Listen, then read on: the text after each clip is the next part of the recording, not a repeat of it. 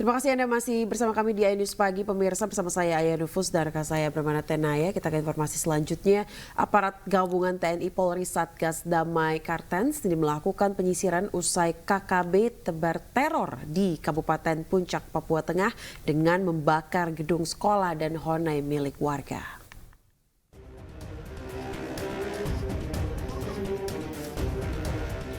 Keamanan di Kabupaten Puncak, Papua Tengah kembali terganggu dengan aksi kelompok kriminal bersenjata atau KKB yang membakar honai di Kampung Kunga, Distrik Ilaga dan gedung SMPN 1 Gome. Kabid Humas Polda Papua, Kombes Pol Ignatius Beni Adi Prabowo mengungkapkan kejadian bermula sekitar pukul 17.15 WIT ketika gedung SMPN 1 Gome dilaporkan terbakar. Diikuti oleh tembakan flare berwarna merah sebanyak 10 kali dari 3 arah yang berbeda. Beberapa menit kemudian dari jarak sekitar 400 meter terdengar tembakan yang mengarah ke pos Kodim Persiapan, diduga dilakukan oleh KKB. Personil keamanan kemudian memberikan tembakan balasan yang kemudian mengakibatkan kelompok tersebut melarikan diri menuju Kampung Kunga. Kejadian tersebut terjadi sekitar pukul 17.15 waktu Indonesia bagian timur. Sempat diwarnai adanya tembakan flare sebanyak 10 kali dari 3 arah yang berbeda. Sesaat berselang waktu terdengar dari jarak 400 meter bunyi tembakan yang mengarah ke pos Kodim Persiapan dan sempat terlihat oleh aparat keamanan gabungan beberapa orang mengarah ke Kampung Kunga. Situasi ini menunjukkan eskalasi gangguan keamanan di wilayah Puncak, Papua Tengah yang berkelanjutan dan pihak berwenang terus berjuang untuk menghadapi ancaman KKB demi menjaga kedamaian serta keamanan di daerah tersebut. Dari Puncak Papua Jayapura, Ferdi Nuboba, iNews melaporkan.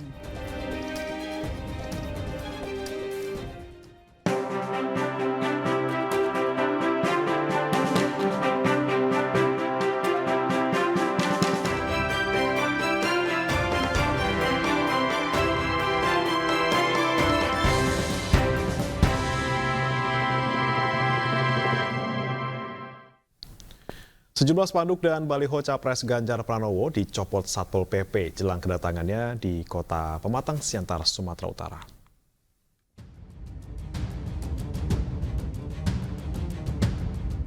Warga sempat merekam video saat sejumlah anggota Satpol PP mencopot spanduk dan baliho Capres Ganjar Pranowo.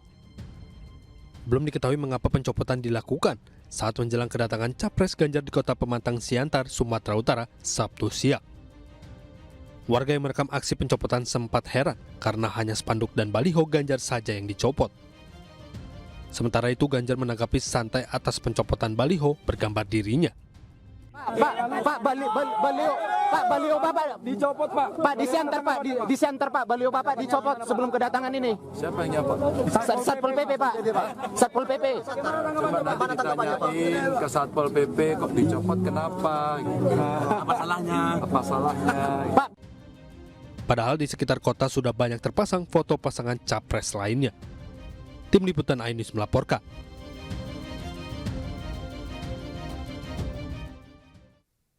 Sementara itu pemirsa, calon wakil presiden dari Partai Perindo Mahfud MD memberikan tanggapannya mengenai kejujuran dalam Pilpres 2024. Mahfud menegaskan pemilihan umum presiden harus berlangsung dengan jujur dan adil.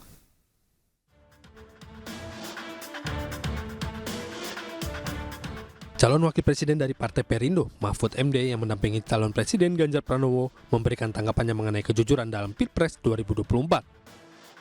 Mahfud MD menegaskan pemilihan umum presiden harus berlangsung dengan jujur dan adil. Masyarakat Indonesia harus diberikan kebebasan untuk memilih calon yang diyakini bisa membawa Indonesia menjadi lebih baik. Akan menyongsong dan melaksanakan pemilu dengan jujur dan adil, luber, jurdil, sesuai dengan ketentuan Undang-Undang Dasar. Itu hak konstitusional.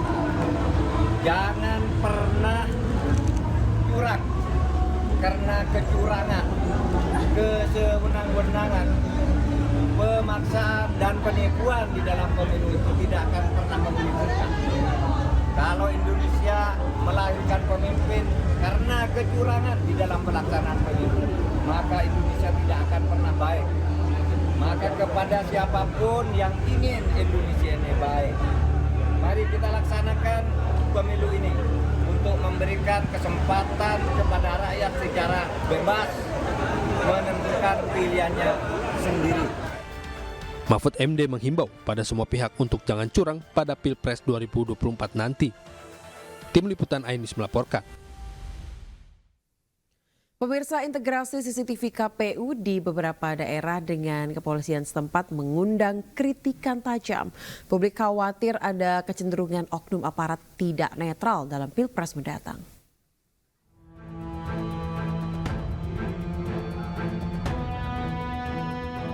Terkoneksinya CCTV Komisi Pemilihan Umum Daerah dengan kepolisian setempat demi terciptanya keamanan ternyata justru mengundang pertanyaan dan keraguan. Hal itu yang disampaikan Aiman Wicaksono, juru bicara TPN Ganjar Mahfud di Media Center TPN Menteng, Jakarta Pusat. Bahwa, ini saya dapatkan informasi baru lagi, Polres di seluruh Indonesia meminta penyelenggara dan pengawas pemilu, yakni KPU dan Bawaslu setempat, untuk mengintegrasikan CCTV mereka dalam kualitas visual HD, high definition atau kualitas yang terbaik beserta lengkap dengan audionya untuk diintegrasikan dengan Polres tempat.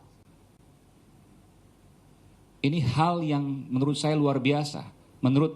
Walaupun menurut Ketua KPU ini adalah MOU, tapi ada bahaya yang terkandung di dalamnya. Apa yang saya lihat di situ? Segala gerak-gerik aktivitas dari penyelenggara maupun pengawas pemilu, yakni KPU di daerah dan juga Bawaslu di daerah, itu termonitor oleh Polres tempat. Kalau tujuannya baik, benar, nggak ada masalah. Seperti 2019, itu dilakukan pasca pencoblosan untuk mengawasi surat suara. Ini jauh sebelum masa kampanye sudah dilakukan hal itu. Pertanyaannya, ada apa? Yang mengkhawatirkan, ditemukan informasi ada oknum kepolisian yang mengarahkan pasukannya untuk mendukung pasangan calon Prabowo Gibran.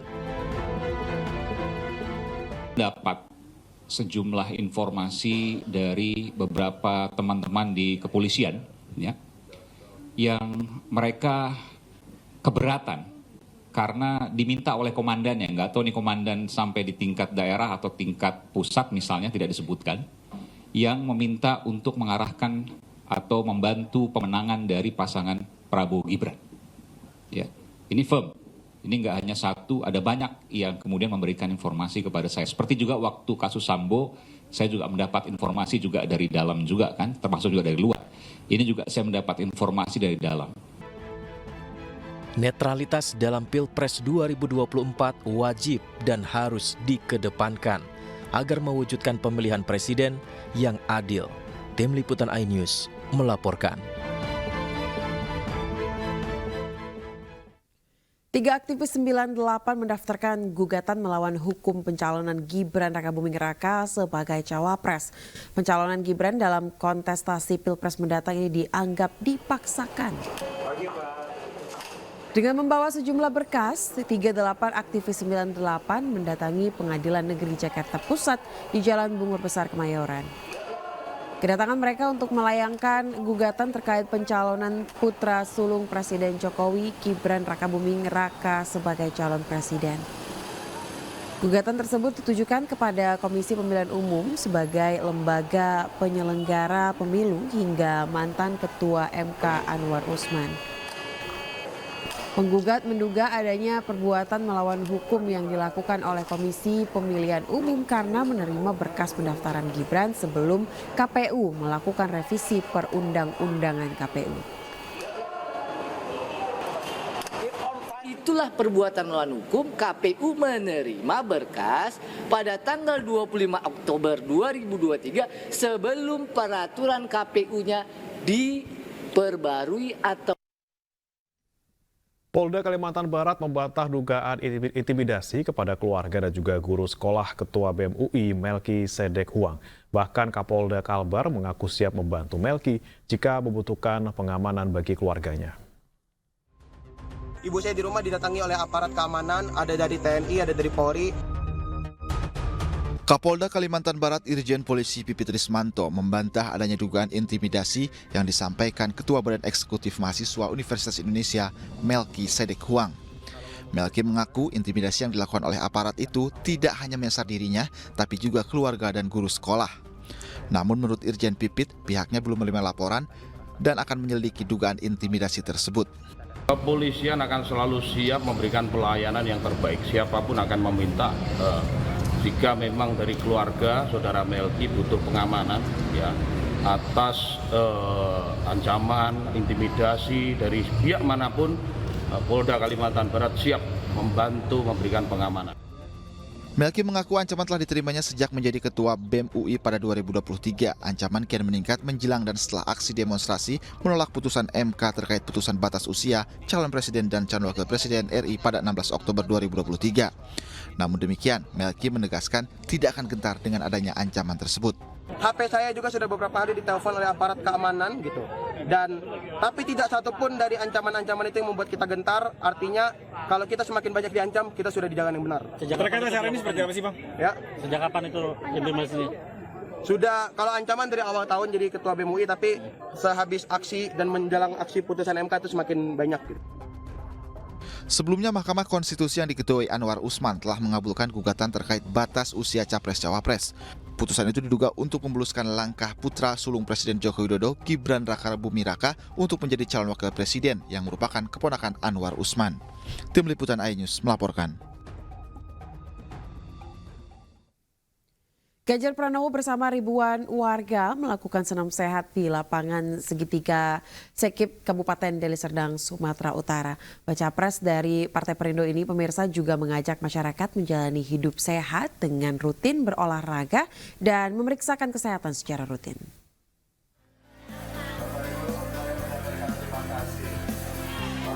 Ribuan warga dari berbagai elemen masyarakat relawan Barisan Nasional Bela Ganjar meramaikan acara kegiatan senam sehat.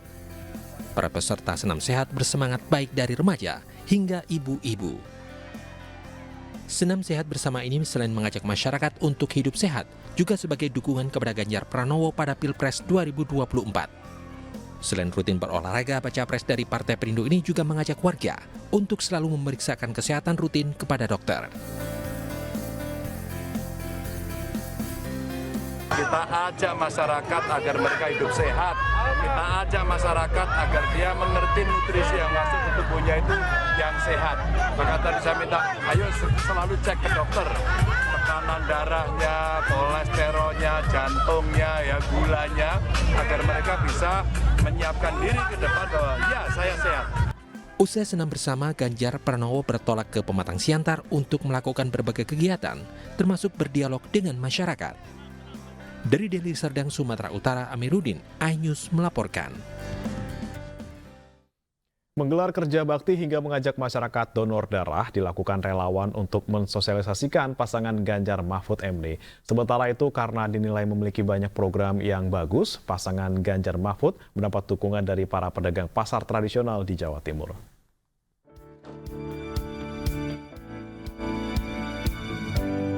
Relawan santri dukung Ganjar Jawa Barat menggelar kerja bakti sekaligus memberikan bantuan untuk pembangunan gedung organisasi keagamaan di Pengalengan, Kabupaten Bandung.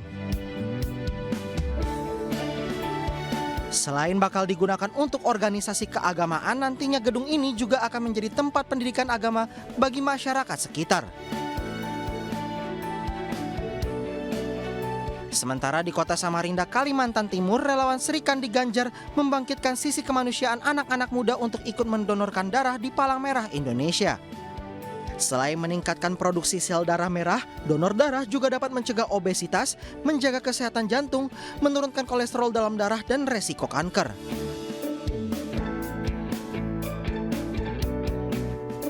Untuk menyalurkan hobi dan merawat tali silaturahmi, relawan Orang Muda Ganjar menggelar lomba adu ketangkasan layang-layang di Bulukumba, Sulawesi Selatan. Sebanyak 170 peserta mulai dari pemuda hingga bapak-bapak mengikuti perlombaan layang-layang yang menyediakan hadiah bermacam-macam perabotan rumah tangga.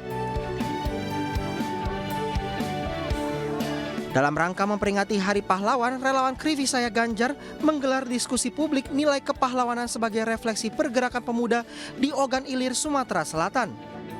Diskusi publik ini mengajak milenial dan Gen Z untuk mencontoh suri tauladan serta mengenang para pahlawan yang telah berjasa bagi nusa dan bangsa.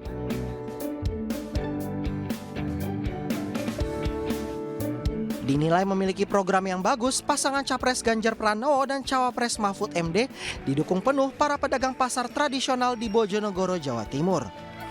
Sebelum mendeklarasikan dukungan, para pedagang terlebih dahulu mengikuti sosialisasi sosok Ganjar Mahfud yang diadakan relawan Kiai Muda Ganjar di kawasan Pasar Dander. Beragam pelatihan bermanfaat bagi masyarakat digelar relawan Ganjar Mahfud MD di sejumlah daerah pemirsa. Masyarakat mendapat edukasi melalui pelatihan tenaga kerja hingga pengobatan alternatif.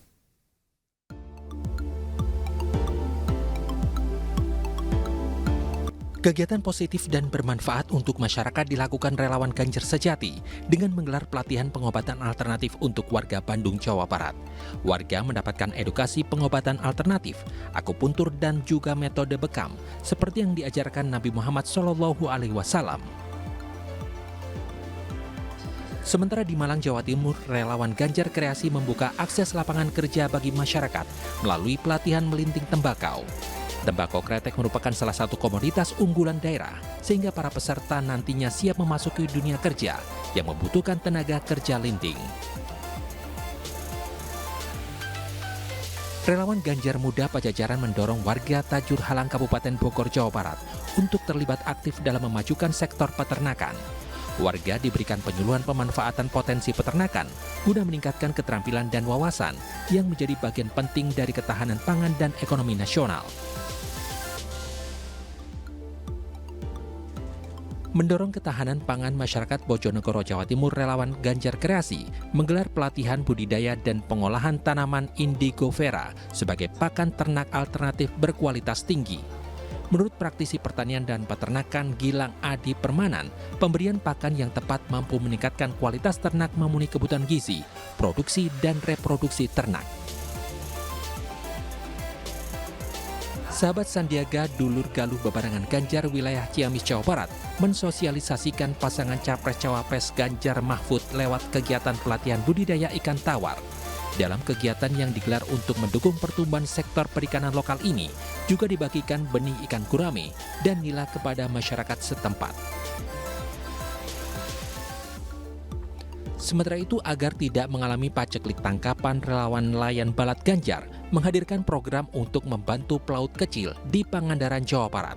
Salah satu upaya yang dilakukan adalah menyerahkan bantuan 5.000 bibit ikan mujair, pakan ikan, membangun kolam pembibitan, serta fasilitas saung untuk kelompok nelayan kecil.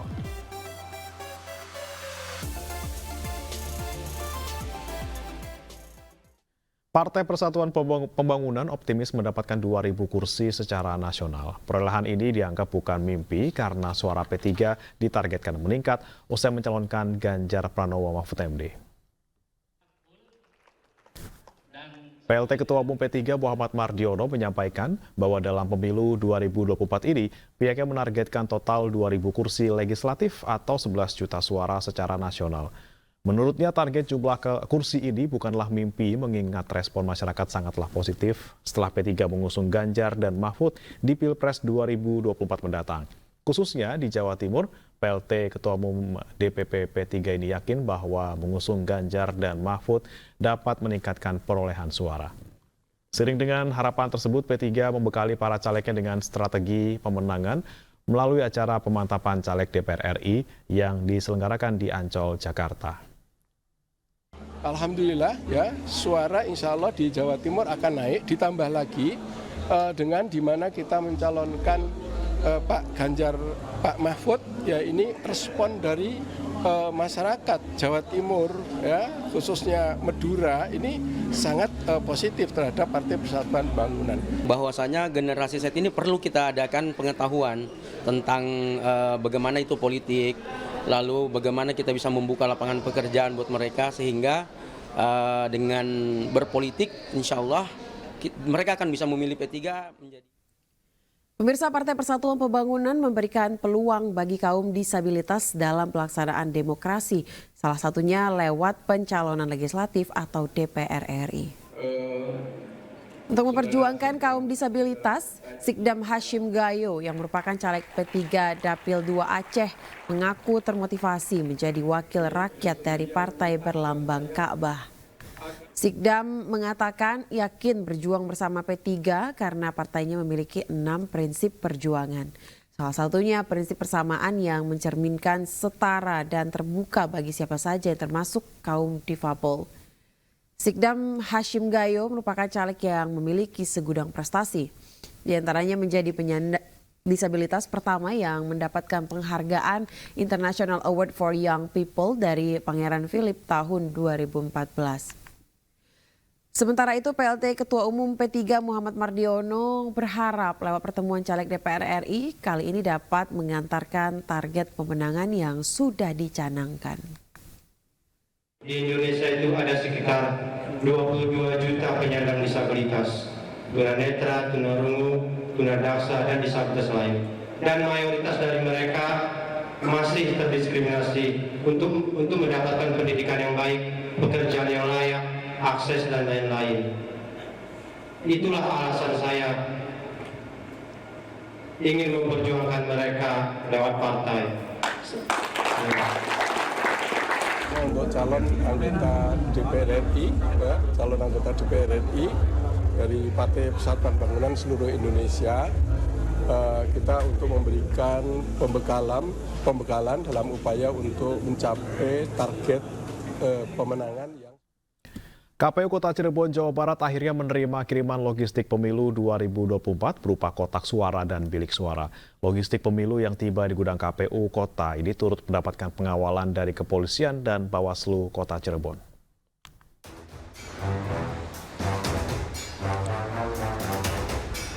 Dua armada truk pengangkut logistik pemilu 2024 tiba di gudang Pronggol KPU Kota Cirebon, Jawa Barat.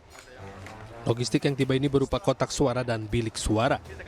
Kedatangan logistik turut dijaga ketat oleh aparat kepolisian.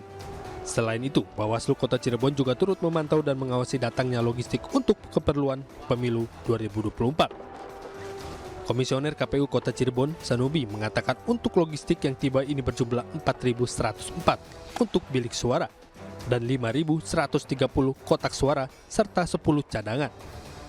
Keseluruhan jumlah tersebut sudah memenuhi keperluan untuk pemilu 2024 di Kota Cirebon. Ini kita KPU Kota Cirebon menerima ada bilik suara, ada kotak suara. Untuk bilik suara itu 4.104 dan kotak suara 5.130 dan plus 10 itu cadangan. Selain kotak suara dan bilik suara, KPU Kota Cirebon juga sebelumnya telah menerima logistik berupa tinta dan segel. Seluruhnya tersimpan rapi dan dilapisi kayu palet di gudang Pronggol KPU Kota Cirebon. Dari Cirebon, Jawa Barat, Miftahudin, iNews melaporkan.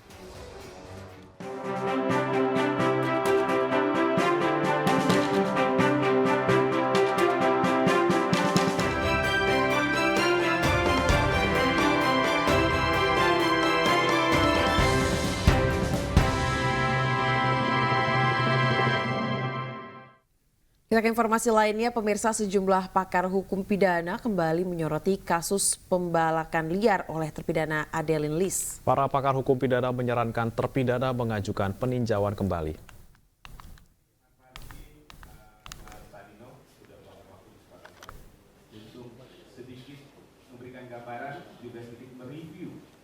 Sampaikan sejumlah pakar hukum saat diskusi hukum yang digelar di kawasan Jakarta Selatan. Jika terpidana mengajukan peninjauan kembali, maka setidaknya ada 4 poin yang dapat diajukan ke Mahkamah Agung, salah satunya dengan rasionalisasi dalil bahwa yang dilakukan merupakan pelanggaran administrasi dan bukan tindak pidana. Adeline Lis terlibat kasus pembalakan liar di hutan Mandailing Natal dan dijatuhi hukuman 10 tahun penjara serta denda lebih dari 119 miliar rupiah oleh Mahkamah Agung pada tahun 2008. Artinya apa? Kalau mau diterapkan, tidak menggunakan adanya undang-undang tindak pidana korupsi. Kemudian yang ketiga, harus diyakinkan bahwa tidak boleh mencampur adukan antara undang-undang kehutanan.